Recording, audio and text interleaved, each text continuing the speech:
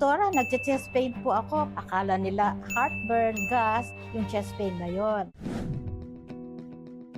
So, Dr. Mila and Dr. Julie, marami po sa mga Filipino women, tayo po mga babae, ang inuuna po natin talaga ang mahalagang tao sa buhay natin. Ang ating asawa, anak, immediate family members. Ang self po, lagi pong nahuhuli o secondary po siya. Ngayon, doon sa mga nanonood pong women ngayon sa atin, if they experience a certain set of symptoms, ano-ano po yung certain set of symptoms na yun, na pag nag-coexist together, kailangan po sabihin natin na magpa-check up po sila because mahalaga po na matingnan at bibigyan ng atensyon po ito. Ito, experience ako sa clinic. Doktora, nagche-chest pain po ako. Akala nila heartburn, gas, yung chest pain na yon. Sabi nila masakit ang ulo, nahihilo siya. Pero itutulog ko lang ito, hindi siya pupunta sa doktor. Only to find out later on, pag pumunta siya, napakataas na pala ng blood pressure niya. Dapat makorek natin yan.